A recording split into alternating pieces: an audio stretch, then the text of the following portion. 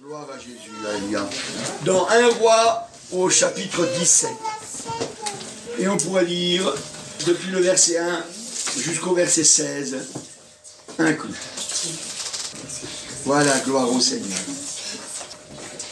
Élie le Tishbite, l'un des habitants de Galaad, dit à Achab: l'Éternel est vivant, le Dieu d'Israël, dont je suis le serviteur. Il n'y aura cette année-ci, ni rosée ni pluie, sinon à ma parole. Et la parole de l'Éternel fut adressée à Élie en ces mots: pars d'ici, dirige-toi vers l'Orient et cache-toi près du torrent de Kérit, qui est en face du Jourdain. Tu boiras de l'eau du Jourdain, et j'ai ordonné aux corbeaux de te nourrir là. Il partit et il fit selon la parole de l'Éternel, et il alla s'établir près du torrent de Kérit, qui est en face du Jourdain. Les corbeaux lui apportèrent du pain et de la viande le matin, et du pain et de la viande le soir, et il buvait de l'eau du torrent. Mais au bout d'un certain temps, le torrent fut à sec, car il n'était point tombé de pluie dans le pays. Alors la parole de l'Éternel lui fut adressée en ces mots: lève-toi, va à Sarepta, qui appartient à Sidon, et demeure là. Voici, j'y ai ordonné à une femme veuve de te nourrir. Il se leva et il alla à Sarepta. Comme il arrivait à l'entrée de la ville, voici, il y avait là une femme veuve qui ramassait du bois.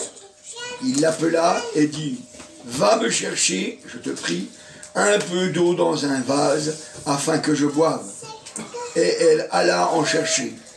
Il l'appela de nouveau et dit: apporte-moi, je te prie, un morceau de pain dans ta main.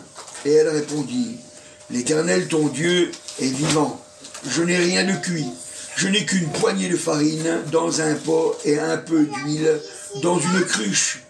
Et voici, je ramasse 2 morceaux de bois, puis je rentrerai, je préparerai cela pour moi et pour mon fils. Nous mangerons, après quoi nous mourrons. Et lui dit: ne crains point, rentre, fais comme tu as dit, seulement prépare-moi d'abord avec cela un petit gâteau, et tu me l'apporteras. Tu en feras ensuite pour toi et pour ton fils, car ainsi parle l'Éternel, le Dieu d'Israël: la farine qui est dans le pot ne manquera point, et l'huile qui est dans la cruche ne diminuera point, jusqu'au jour où l'Éternel fera tomber de la pluie sur la face du sol. Elle alla et elle fit selon la parole d'Élie. Et pendant longtemps, elle eut de quoi manger, elle et sa famille, aussi bien qu'Élie. La farine était dans le pot, ne manquait point, et l'huile qui était dans la cruche ne diminua point, selon la parole que l'Éternel avait prononcée par Élie. Amen. Voilà, gloire au Seigneur, une histoire merveilleuse, alléluia, dans ces périodes de fête où on mange. Voilà, il est bon de voir que des gens, ont pu être nourris par le Seigneur, alléluia, gloire au Seigneur, alléluia. Alors, vous voyez, ce matin, je voudrais vous parler de l'obéissance à la parole de Dieu. Alléluia. Gloire au Seigneur, l'obéissance à la parole de Dieu. Alléluia. Alors voilà, c'est donc une drôle d'histoire. Voilà, donc Élie, le prophète, il a prié pour que la pluie ne tombe point, et la pluie n'est point tombée. Et puis, une fois qu'il a eu fait ces choses-là, il est dit que Dieu lui a parlé. Dieu lui a parlé. Et au verset 2, il est marqué: et la parole de l'Éternel lui fut adressée à Élie en ces mots: pars d'ici, dirige-toi vers le torrent, cache-toi près du torrent du Kérit, qui est en face du Jourdain. Et donc le Seigneur l'a envoyé là-bas. Le Seigneur l'a envoyé là-bas. Et au verset 4, il dit: tu boiras de l'eau du torrent, et j'ai ordonné aux corbeaux de te nourrir là. Alléluia. Merci Seigneur, parce que c'était des corbeaux obéissants. Vous voyez, si jamais ça avait été des corbeaux non obéissants, il n'aurait rien eu du tout. Merci Seigneur que ces corbeaux étaient décidés à obéir à Dieu. Vous savez que nous sommes libres. Nous sommes libres. Nous pouvons obéir ou désobéir. Et ce matin, je voudrais que tu sois comme ce corbeau qui accepte d'obéir. J'ai ordonné, ça veut dire j'ai donné un ordre. J'ai donné un ordre au corbeau de te nourrir là. J'ai donné un ordre au corbeau de te nourrir là. Vous savez, je vais vous dire quelque chose. C'est une folie. C'est une folie. Dire à quelqu'un, tu vas aller te mettre là-bas près du torrent, là, et puis c'est les corbeaux qui vont venir t'apporter à manger. C'est une folie. Vous imaginez que je vous dise ça, moi? Tu vas te mettre au bord du canal, il y a les canards qui vont venir t'apporter du pain pour manger. Il a un problème, lui, hein. Il a un problème. Ben, moi, c'est sûr, si je vous le dis, vous pouvez penser ça, mais c'est Dieu qui l'a dit. Il dit qu'il a ordonné. Ça veut dire qu'il a parlé, hein, au corbeau. Il a dit, corbeau, tu vas aller là-bas au torrent du Kérit, et puis tu vas lui apporter à manger. Tu vas lui apporter à manger. Et ben, le corbeau, il a obéi. Et il a obéi aussi.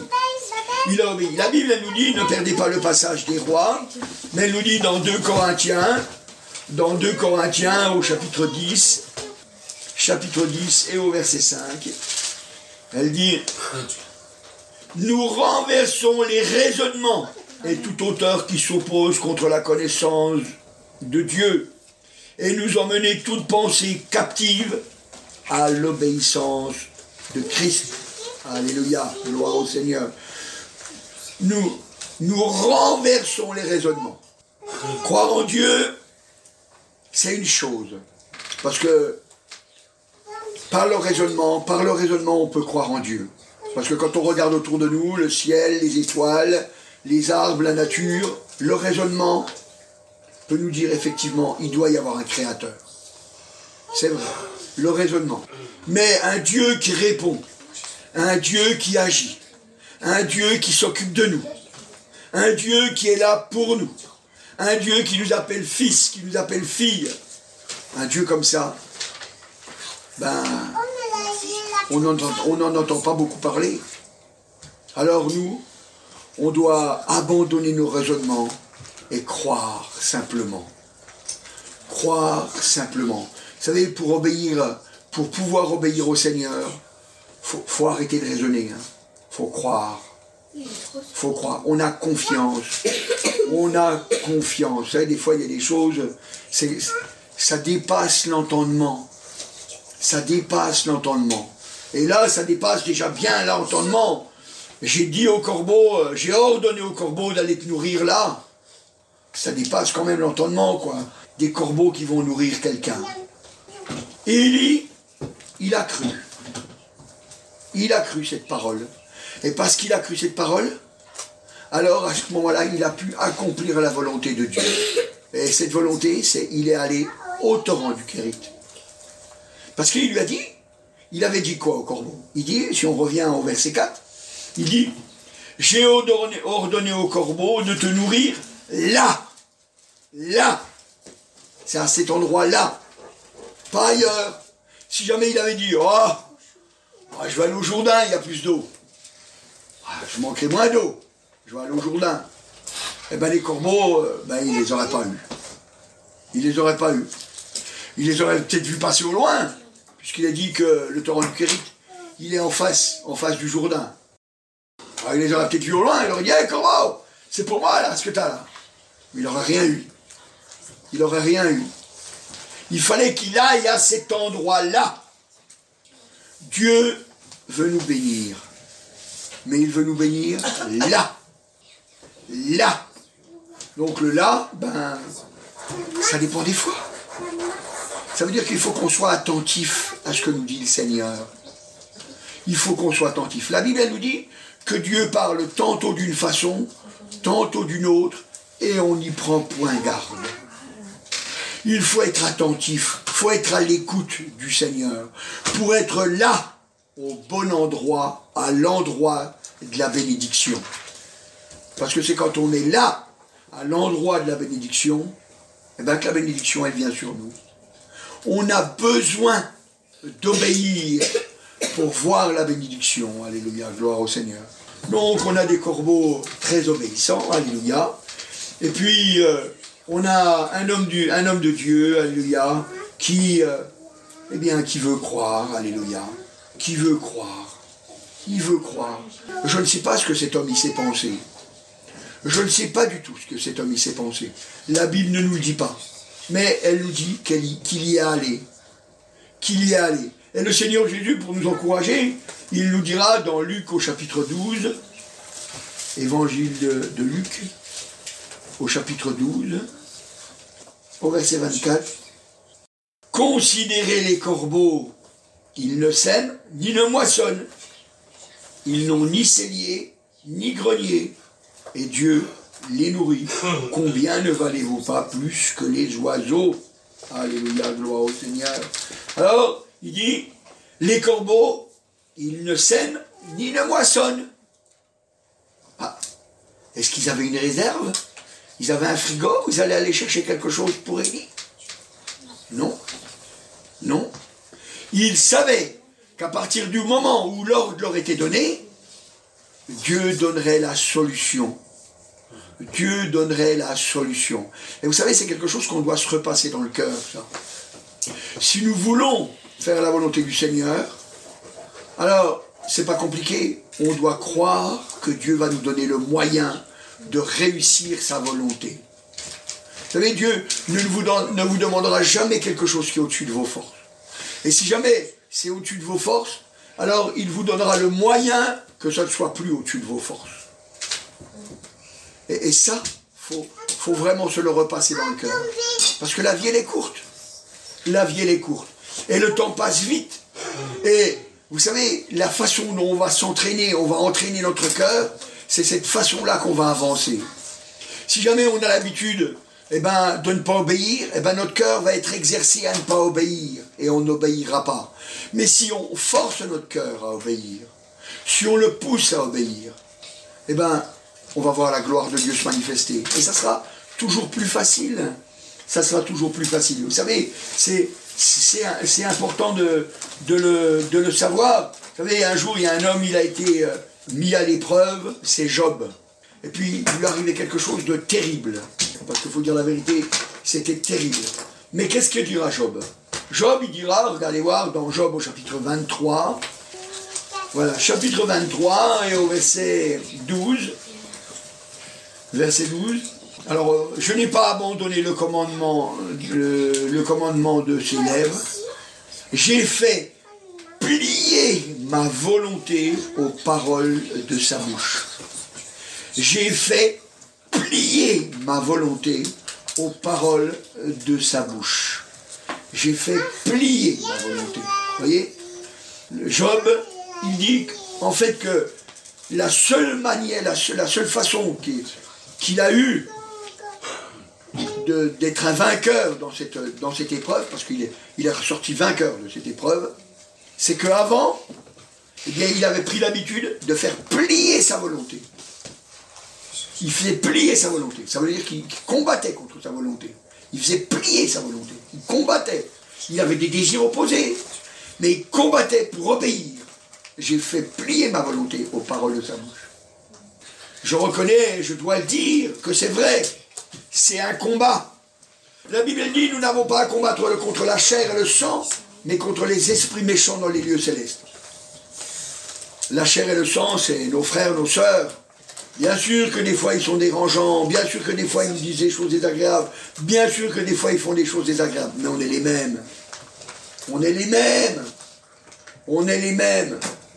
Ne regardons pas la paille qu'il y a dans l'œil de notre voisin. Sachons que nous avons une poutre. Nous avons une poutre. Notre combat, c'est pas avec notre frère. Ne nous trompons pas de combat. C'est un combat spirituel. Je dois faire plier ma volonté à la volonté du Seigneur. Alléluia, gloire au Seigneur. Et vous voyez, les corbeaux, malgré qu'ils ne sèment pas, qu'ils ne moissonnent pas, qu'ils n'ont pas de grenier, comme disait le Seigneur, Dieu les nourrit. Dieu les nourrit. Alors le corbeau, il fallait qu'il accepte d'aller donner de ce qu'il avait. Il fallait qu'il accepte de donner de ce qu'il avait. Il n'en avait pas d'avance. Il n'en avait pas d'avance. Et puis, vous savez, Quand il avait dans son bec, hein, il n'en mettait pas sous ses ailes en disant « je regarde pour ce soir ». Hein, c'était pas comme ça. Hein. Donc ce qu'il avait, il devait le donner. Il devait le donner. Et dans 1 Roi, au chapitre 17 et au verset 6, il est marqué « Les corbeaux lui apportaient du pain et de la viande le matin, et du pain et de la viande le soir. » Vous voyez? Il avait même 2 repas. Bon, il n'avait pas le petit déjeuner, mais... mais il avait 2 repas. Il avait le repas du midi et le repas du soir. Il avait tout, il manquait de rien. Il ne manquait de rien. Vous voyez? Alors, vous allez me dire, ouais, mais moi je ne suis pas un corbeau. Moi je ne suis pas un corbeau. Alors, c'est pas pareil. Je comprends. Je comprends. Alors, c'est pour ça que dans cette histoire, eh bien, il est parlé aussi d'une femme. Il est parlé aussi d'une femme veuve. D'une femme veuve. Et regardez voir, dans 1 Roi au chapitre 17 et au verset 9, il est écrit, verset 9, il dit « Lève-toi, va à Sarepta, qui appartient à Sidon, et demeure là. Voici, j'y ai ordonné à une femme veuve de te nourrir. J'ai ordonné à une femme veuve de te nourrir. » Ah, vous voyez, si ça marche pour les corbeaux, ça marche aussi pour les hommes. Là, il dit qu'il a ordonné à une femme veuve. Il lui a ordonné de nourrir le prophète. Alors, il n'y a pas de problème. Nous savons que Dieu est tout-puissant. Est-ce qu'il a choisi une riche? Quelqu'un qui était, comme on dit, hein, plein aux as. Hein? Eh ben non. C'est pas ça ce qui s'est passé. La Bible, elle nous dit, regardez voir, elle dit, qu'est-ce qu'elle dit? Alors au verset 10, il se leva et alla à Sarepta. Comme il arrivait à l'entrée de la ville, voici, il y avait là une femme veuve qui ramassait du bois. Il l'appela et il dit, va me chercher, je te prie, un peu d'eau dans un vase afin que je boive. Et elle alla en chercher, elle l'appela. De nouveau, il dit, apporte-moi, je te prie, un morceau de pain dans ta main. Elle répondit, l'Éternel, ton Dieu est vivant. Je n'ai rien de cuit qu'une poignée de farine dans un pot et un peu d'huile dans une cruche. Voici, je les ramasse, 2 morceaux de bois, puis je rentrerai, je préparerai cela pour moi et pour mon fils. Nous mangerons, après quoi nous mourrons. Donc en fait, elle n'avait rien du tout. Elle n'avait rien du tout. Enfin, non, elle n'avait pas rien du tout. Elle avait un peu de farine et elle avait un peu d'huile dans un vase, quoi. Pas grand chose. Et puis il fallait qu'elle nourrisse. Il fallait qu'elle nourrisse encore. Il fallait qu'elle nourrisse encore l'homme de Dieu. Dieu lui avait ordonné. Alors elle a pu dire, mais Seigneur, tu t'es trompé de personne. Moi j'ai rien du tout, Seigneur. J'ai pas de sous, j'ai pas à manger, on n'a rien, j'ai rien pour... En plus, je suis veuve, j'ai même pas de mari pour m'aider. Rien du tout. Seigneur, tu as dû te tromper de porte, c'est pas possible. Mais vous voyez, le Seigneur, il veut nous bénir parce qu'il veut qu'on renverse nos raisonnements. Il veut qu'on renverse nos raisonnements. Alors, la Bible, elle nous dit, dans Marc, au chapitre 8, Marc, chapitre 8 et au verset 35, Évangile de Marc, Voilà, Évangile de Marc, chapitre 8. Voilà, Marc, chapitre 8. Et au verset 35, Marc 8, 35, et il est dit, alors verset 37, que donnerait un homme en échange de son âme? Car quiconque aura honte de moi, non, c'est pas là, c'est pas ça, c'est pas ça, c'est pas ça. C'est pas ça, c'est verset 35, je me suis trompé. 35. Voilà. Verset 35. Celui qui voudra. Oui, c'est ça. Car celui qui voudra sauver sa vie la perdra, mais celui qui perdra sa vie à cause de moi et de la bonne nouvelle la sauvera. Alléluia. Donc, il est marqué, celui qui voudra sauver sa vie la perdra, mais celui qui la perdra, qui perdra sa vie à cause de moi et de la bonne nouvelle, alors celui-là, il la sauvera. Et qu'est-ce qu'elle a fait, elle? Elle a accepté de perdre sa vie. En fait, elle a fait un renoncement. Elle a renoncé. Elle a renoncé à sa vie. Il lui a dit, qu'est-ce qu'il lui a dit? Regardez voir, si on revient. Il lui dit au verset 13, dans 1 Roi au chapitre 17 et au verset 13, Élie lui dit, ne crains point, entre, fais comme tu as dit. Seulement, prépare-moi d'abord. Prépare-moi d'abord. Avec cela, un petit gâteau. Hein? D'abord, il dit, tu commenceras par moi. Hein, c'est un renoncement parce que, vous comprenez, il y a son gosse qui est là. Il y a son gosse qui est là. On n'a rien à manger, on va encore pas te donner, on va pas te donner le peu qu'on a. Si jamais on fait un gâteau, nous on n'a rien du tout, on va te regarder le manger, il était bon, hein, il était bon, hein. Hein? C'est un renoncement. C'est un renoncement. Faut que je croie Dieu. Dieu m'a dit que je devais le nourrir. Je n'ai rien. Mais il a dit que je devais le nourrir. Il faut que je le fasse, il faut que j'obéisse. Il faut que je le fasse. Ma logique me dit que je ne peux pas. J'ai rien. S'il y avait quelqu'un encore qui venait et que tu m'apportais, je lui donnerais. Mais il n'y a rien. Je vais mourir. Mais Dieu l'a dit. Vous savez, c'est un combat. C'est un combat. Anéantir notre raisonnement pour obéir. Pour obéir. Et vous voyez, c'était une bonne nouvelle qui lui avait été apportée. Elle vivrait. Elle vivrait. Et elle a vécu. Alléluia. Vous savez, la Bible nous dit dans Matthieu au chapitre 6 et au verset 33, cherchez premièrement le royaume et la justice de Dieu.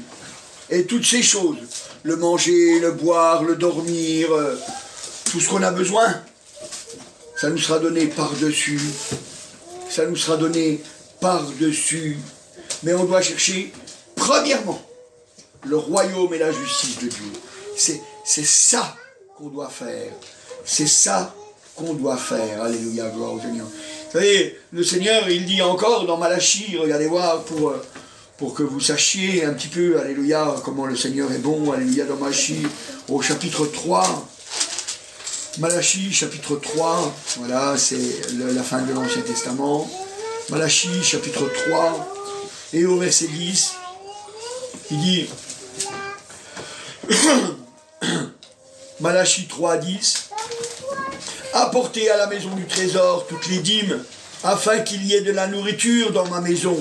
Mettez-moi de la sorte à l'épreuve, dit l'Éternel des armées, et vous verrez si je n'ouvre pas pour vous les écluses des cieux, si je ne répands pas sur vous la bénédiction en abondance. Alléluia, gloire au Seigneur. C'est un raisonnement qui n'est pas de ce monde. Croire qu'on a un Dieu tout-puissant qui va agir pour nos besoins de chaque jour. Ça, c'est pas un raisonnement humain. C'est pas un raisonnement humain. C'est le raisonnement que Dieu veut qu'on ait dans notre cœur. On détruit les raisonnements humains. Mon Dieu est là pour m'aider. Mon Dieu est là pour m'aider. Vous savez, hier, le gars qui m'a téléphoné, donc il m'avait téléphoné avant-hier soir, pour que je lui emmène la caravane. Il avait téléphoné à 30 pasteurs. Ils ont tous dit niet. Ils ont tous dit niet. Et puis, moi quand je suis arrivé, alors il m'a dit, ouais, ils m'ont tous dit non, les pasteurs, il n'y en a aucun qui a voulu m'aider. Alors j'ai dit déjà, ne regarde pas les choses comme ça. J'ai dit déjà, pour commencer, tu vas commencer à regarder les choses autrement. d'abord, s'ils t'ont dit non, c'est qu'il y avait une raison. Il y avait une raison. Je ne suis pas rentré dans tout un tas de détails, j'ai dit il y avait une raison. En plus, j'ai dit il fallait que ça soit un pasteur qui ait une boule à son camion. Parce que s'il n'y a pas de boule, on ne peut pas l'emmener ta caravane. Donc déjà, fallait. Donc il fallait que tu cherches. Et puis Dieu t'a fait me trouver. Dieu t'a fait me trouver. Et sur le moment, quand on était dans la voiture, il nous a téléphoné. Le gars, en plus, il a commencé à nous raconter des trucs. En 2 temps, 3 mouvements, on a vu que c'était un menteur. 2 temps, 3 mouvements. Il nous a dit un truc, son contraire, 2 minutes après, on a compris que il y avait des choses qui n'étaient pas claires, qui nous mentaient. Et puis, après, on a raccroché, et puis j'ai dit à ma femme, j'ai dit, peut-être que c'est vrai, peut-être que c'est faux son affaire, on ne sait pas du tout. Mais on va le faire. On va le faire. On va prier, on va croire qu'on le fait à cause du Seigneur. Et si jamais il nous a roulé, eh ben le Seigneur il verra et il nous bénira. Et puis si jamais on le fait puis que c'est pas, eh ben le Seigneur nous bénira. Dans tous les cas, on est bénis. Alléluia. Et puis j'y suis allé. Et puis quand je suis arrivé là-bas, je suis arrivé au camp Gitan, à Toulouse. Je suis arrivé là-bas. Et puis il m'a dit, le pasteur Gitan qui était là-bas, il m'a dit, je ne le connais pas, hein. Écoute, frère, je vais te dire la vérité, il nous a raconté plein de mensonges. Je ne sais pas quoi penser. Et puis j'ai dit, mais on va le faire. Et puis on l'a fait. Ben ça a touché son cœur. Ça a touché son cœur. Et nous, on sait que parce que on a anéanti notre raisonnement, eh ben on a été bénis. On a été bénis, gloire au Seigneur. Vous savez, des fois la bénédiction, on ne la voit pas instantanément. Des fois, on ne la voit pas instantanément, mais on la voit. Et cette femme, vous voyez, elle a su chercher en premier, le royaume et la justice de Dieu. En quelque sorte, elle a amené à la maison du trésor. En quelque sorte, elle a amené la dîme. En quelque sorte, elle a emmené de la nourriture. Alors ça, en fait, la nourriture, c'est pas en quelque sorte, c'est elle a amené la nourriture. Et puis, en quelque sorte, elle mettait Dieu à l'épreuve. En quelque sorte, elle mettait Dieu à l'épreuve. C'est Dieu qui lui dit, mettez-moi de la sorte à l'épreuve. Il dit, voilà, ne te confie pas dans ton argent, ne te confie pas dans ta richesse, ne te confie pas dans ce que tu as. Crois que c'est moi qui vais diriger ta vie. Crois que c'est moi qui vais diriger ta vie. Vous savez, c'est important quand même. C'est important. Vous savez, un jour, je connais une famille. Eh bien, il y avait quelqu'un qui était venu le voir et puis il avait raconté qu'il avait des problèmes d'argent, que il n'arrivait pas à s'en sortir, et puis qu'il avait besoin d'argent. Alors cette famille-là, elle lui a prêté, c'était une famille chrétienne, elle lui a prêté de l'argent, et puis il a dit, pas de problème. Au début du mois prochain, je te rends tes sous. Le début du mois prochain est venu, il lui a rien rendu du tout. La fin du mois est arrivée, il a toujours rien donné. Le mois suivant est arrivé, il a toujours rien donné. Et le mois d'après encore est arrivé, il n'a rien donné. Et ce couple, il a dit, il a été prié, et puis il a dit, Seigneur, tu vois, il nous a volé. Mais Seigneur, nous on lui donne, comme ça c'est plus un vol. Touche son cœur, attire-le à toi. Voyez? Eh bien, ça c'est ce qu'il fallait faire. Ils ont eu confiance que Dieu allait agir. Ils ont eu confiance que Dieu allait agir. Et vous savez, des fois, eh ben, ça ne se passe pas comme on aurait voulu, mais il faut qu'on croie que Dieu, il ne manque pas. Il ne manque pas dans ses paroles. Quand il dit quelque chose, il l'accomplit. Et parce qu'il l'accomplit, alléluia, alors on est béni, gloire au Seigneur, alléluia. On est béni. Vous savez, le raisonnement qu'on a facilement, eh bien, c'est de se dire, ben, c'est mes enfants, hein. Moi je vois bien cette femme avec son enfant, rien à manger, c'est mon enfant, quoi. C'est mon enfant, je peux pas, je voudrais bien lui donner. J'ai un bon désir. J'ai un bon désir. Je voudrais bien lui donner, je peux pas. C'est pas possible. Ah, vous voyez, généralement les gens, ils nous disent Dieu regarde au cœur. Dieu regarde au cœur. Oui, c'est vrai, Dieu regarde au cœur. Mais Dieu regarde aux actions. Parce que tu peux avoir le bon désir, hein. Ah, je lui donnerais bien mon sandwich. Mais j'ai faim. Dieu voit, hein, moi je voulais lui donner, mais j'avais trop faim. Dit-il avec son gros ventre. Hein? Hein? Comme quoi? Non, vous savez, Dieu ne regarde pas que au cœur. Hein. Dieu regarde aux actions. Dieu regarde aux actions, parce que vous savez, quand ça s'arrête là dans le crâne, hein, ben ça va pas loin. Hein. Ça va pas loin. Nos actions doivent prouver qui on est. Nos actions doivent prouver qui on est. Est-ce que je choisis en premier le Seigneur?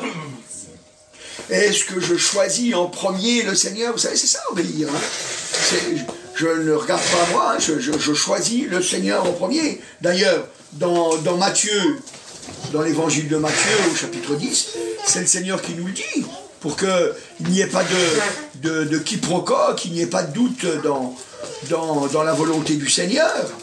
Matthieu au chapitre 10, Matthieu chapitre 10, verset 37. Voilà, Matthieu chapitre 10, verset 37. Verset 37, il est marqué celui qui aime son père ou sa mère plus que moi n'est pas digne de moi. Et celui qui aime son fils ou sa fille plus que moi n'est pas digne de moi. Celui qui ne prend pas sa croix et ne me suit pas n'est pas digne de moi. Vous savez, le Seigneur ne laisse pas de doute. Le Seigneur ne laisse pas de doute. Il veut qu'on ait une vraie confiance en lui. Il veut qu'on ait une vraie confiance en lui. D'abord, Dieu en premier. À la vérité, je vais vous dire, si vous ne mettez pas Dieu en premier dans votre vie, c'est cuit. C'est cuit. Annabelle, c'est qui t'aime le premier? Dieu. Ah, purée, elle aime Dieu. Mais c'est formidable, c'est ça qu'il me faut. Parce que si elle aime Dieu, je sais qu'elle saura me pardonner. Moi, je lui ai dit à ma femme, je lui ai dit, j'aime Dieu d'abord, et puis après, je t'aime ensuite. C'est pas pas un raisonnement du monde. C'est pas un raisonnement du monde. Le monde dit, oh, ma chérie, je t'adore. Non, moi, j'adore que Dieu, je suis désolé. J'aime ma femme, mais j'adore Dieu. C'est quand même important de le savoir. Parce qu'autrement, non seulement on n'aura pas la bénédiction, mais en plus, on n'ira même pas au ciel. En plus, on n'ira même pas au ciel. Et pour être digne du Seigneur, il faut qu'il soit le premier. Et quand il est le premier, alors, la vie, elle est formidable, alléluia. La vie, elle est formidable. Parce que quand il est le premier, on sait qu'on va pouvoir grandir.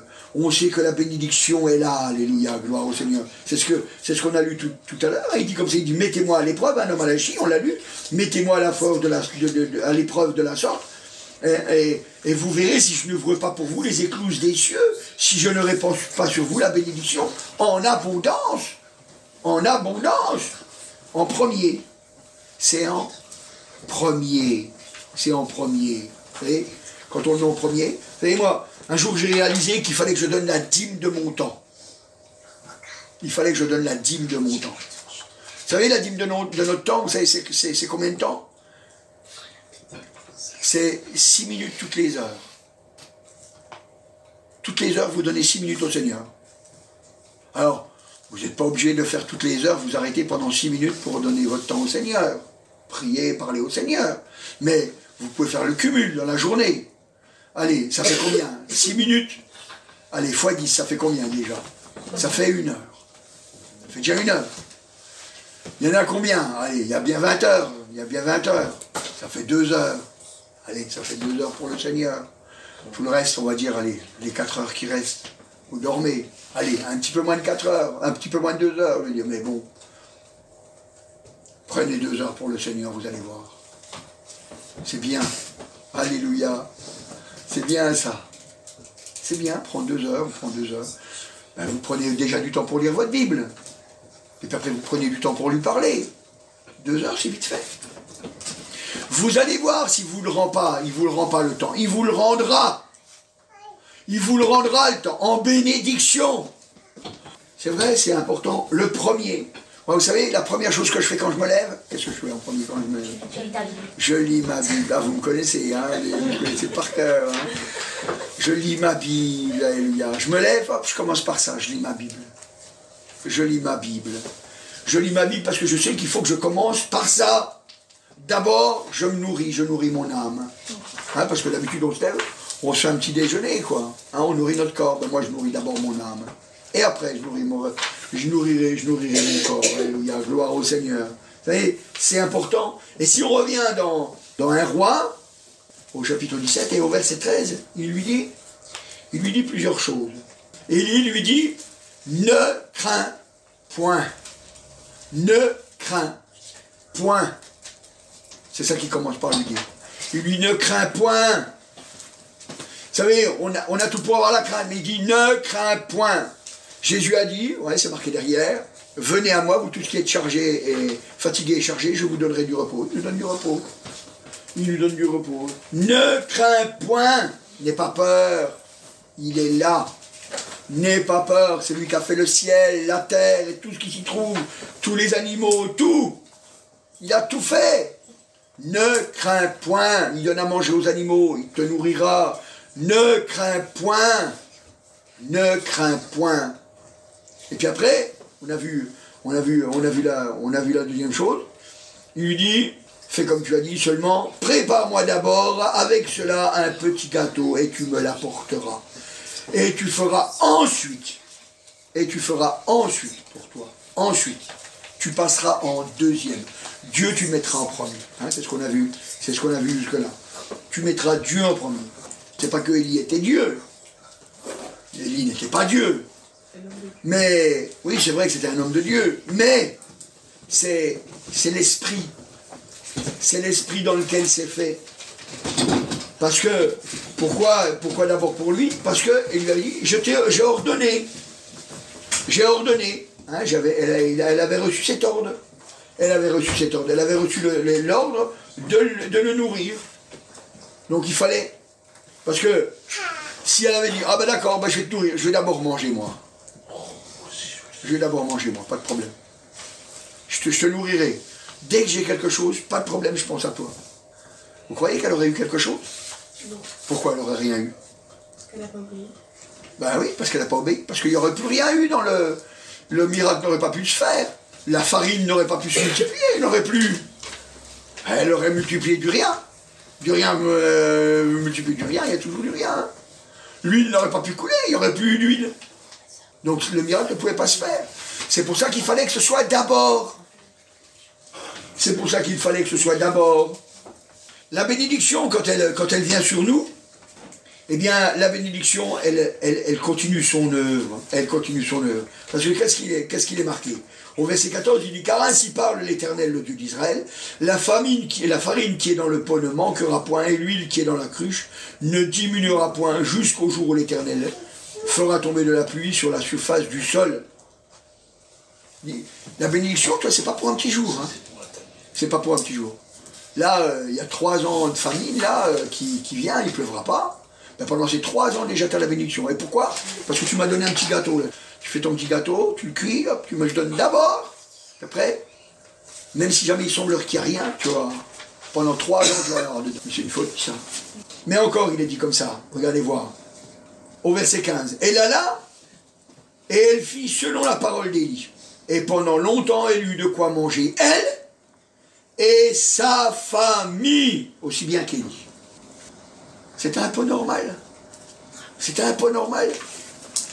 Et pourtant, on aurait dit que c'était un peu profond. Hein, il y a plein de choses dedans. Ça ne manquait pas. Elle en prenait, elle en donnait. Sa famille venait, elle en donnait à sa famille. Ah, on n'a rien à manger, viens. Hop, tac. Ah, je suis désolé, hier je suis venu, je ne sais pas s'il te reste quelque chose. Ouais, pas de problème, tiens. T'en veux encore? Tiens, je t'en donne encore. Ah, bah merci. Puis l'autre, ah, j'abuse. Non, non, viens, j'en ai encore, tiens. Vous vous rendez compte? Et tous les jours. Et tu veux de l'huile aussi? T'en veux encore un peu, tiens? Ah, je voudrais pas. Vas-y. Allez, hop, tac, pof. Incroyable. Et la bénédiction, elle coulait, elle coulait, elle coulait. À flot, la bénédiction. À flot. Vous voyez? Et puis la Bible ne nous dit pas. Peut-être que la famille, elle a invité d'autres gens. Oh, venez, venez, amis. Amis qui avaient été gentils avec nous. On a de quoi manger, manger avec nous. Qui sait? En tout cas, sa famille a mangé, c'est sûr. C'est sûr. Vous savez, nous, on doit apprendre à obéir. On doit renverser les raisonnements pour venir que toutes nos pensées soient captives, pour qu'elles obéissent au Seigneur. Pour qu'elles obéissent au Seigneur. On l'a lu tout à l'heure, hein, c'était dans le Corinthiens. Hein, on l'a lu. Et vraiment, à partir du moment où on a décidé et on lutte, parce que c'est là le bon combat, on lutte pour obéir, pour vraiment faire la volonté du Seigneur, alors là, la bénédiction, elle ne t'abandonnera pas. Dans Deutéronome, au chapitre 28, et on pourrait lire depuis le verset 1, il dit « Si tu obéis à la voix de l'Éternel ton Dieu, en observant et en mettant en pratique tous ces commandements que je te prescris aujourd'hui, l'Éternel ton Dieu te donnera la supériorité sur toutes les nations de la terre. Voici toutes les bénédictions qui se répandront sur toi et qui seront ton partage lorsque tu obéiras à la voix de l'Éternel ton Dieu. Tu seras béni dans la ville, tu seras béni dans les champs, le fruit de tes entrailles et le fruit de ton sol, le fruit de tes troupeaux, les portées de ton gros et de ton menu bétail. Toutes ces choses seront bénies. Ta corbeille et ta huche seront bénies. Tu seras béni à ton arrivée, tu seras béni à ton départ. L'Éternel te donnera la victoire sur tes ennemis. Ils ne s'élèveront contre toi et ils sortiront par un seul chemin et ils s'enfuiront. Et ils sortiront contre toi par un seul chemin et ils s'enfuiront de devant toi par sept chemins. L'Éternel, verset 8, l'Éternel ordonnera à la bénédiction d'être avec toi dans tes greniers, dans tes entreprises, il te bénira dans ton pays. Et voilà, c'est que la bénédiction, que la bénédiction. Et encore, au verset 13, il dit, lorsque l'Éternel fera de toi la tête et non la queue, tu seras toujours en haut et tu ne seras jamais en bas. Lorsque tu obéiras au commandement de l'Éternel ton Dieu que je te prescris aujourd'hui, lorsque tu les observeras et tu les mettras en pratique. Voyez, il n'y a que la bénédiction, que la bénédiction, que la bénédiction, que la bénédiction. Obéir au Seigneur, c'est être béni. Obéir au Seigneur, c'est être béni. Alors vous savez, il y en a qui me disent, j'ai pas envie d'obéir. Eh ben, n'obéis pas. C'est ta vie. C'est ta vie. Si le Seigneur voulait te forcer, il a le pouvoir de le faire. Il a le pouvoir, mais il ne te forcera pas. Parce que ce que tu es en train de vivre maintenant, c'est pour l'éternité. C'est pour l'éternité. Si aujourd'hui tu acceptes d'obéir au Seigneur, tu iras dans le ciel. Parce que dans le ciel, il faudra obéir encore. Il faudra obéir encore pendant l'éternité. Si tu ne veux pas obéir maintenant, bah, de toute façon, tu n'iras pas dans le ciel. Parce que dans le ciel, il faudra obéir. Et comme tu ne voudras pas obéir, bah, on ne pourra pas t'y mettre. Le Seigneur, il voudrait bien, mais il ne pourra pas. Alors il te mettra où? Bah, il reste qu'un seul endroit. Un endroit de souffrance. Loin de sa présence. C'est l'enfer. C'est l'enfer. C'est pour ça, l'obéissance, c'est la bénédiction. C'est la bénédiction. On est venu tout nus sur la terre. Qui c'est qui est venu au monde avec des habits? Personne. On est venu tout le monde, on est venu tout nus sur la terre. On a eu quoi? On a eu un sein pour nous nourrir, et puis la terre pour produire la nourriture, pour nous nourrir quand on a pu marcher. On a tout eu.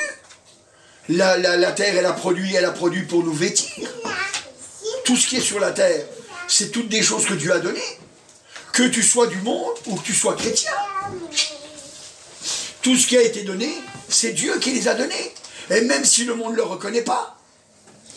Parce que nous, on est habillés. Ça, c'est quoi, ça? Bah, c'est quoi, alors, le coton? Le coton, c'est une plante. Vous êtes habillés tout en... avec des habits, c'est de la plante, ou alors de l'animal. De la peau d'animal. ou de la fourrure d'animal, de la laine, tout ça, etc. Dieu nous a tout donné. Dieu nous a tout donné. C'est pour ça que on doit lui obéir pour que la bénédiction ne nous abandonne pas. Alléluia, gloire au Seigneur. Gloire au Seigneur. Alors, ce matin, je voudrais que tu mettes dans ton cœur cette chose comme Job qui a fait plier sa volonté aux paroles de la bouche du Seigneur.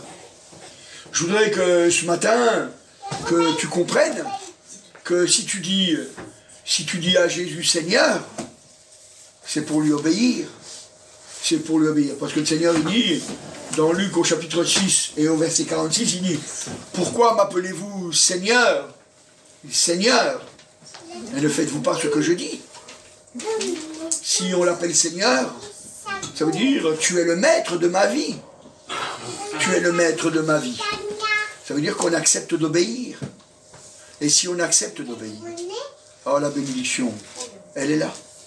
Elle est là. Ce matin, je ne veux pas t'en dire plus. Je pense que c'est suffisant. Ce matin, il faut que tu aies vraiment à cœur de faire la volonté du Seigneur. Et si jamais tu vois que tu as des difficultés, viens auprès de lui. Et dis-lui, Seigneur, j'ai besoin que tu m'aides. C'est lui-même qui a dit, il nous perfectionnera lui-même. Il nous perfectionnera lui-même. Non seulement il nous bénit, mais encore, il nous bénit pour que nous soyons encore plus bénis. C'est vraiment un monde de bénédiction, ça. Alléluia. Amen. Merci, Anne de Dieu. Je te remercie, Seigneur, de ta présence, de ton amour, de ta fidélité, Seigneur. Alléluia. Et je te remercie, Seigneur, alléluia, que...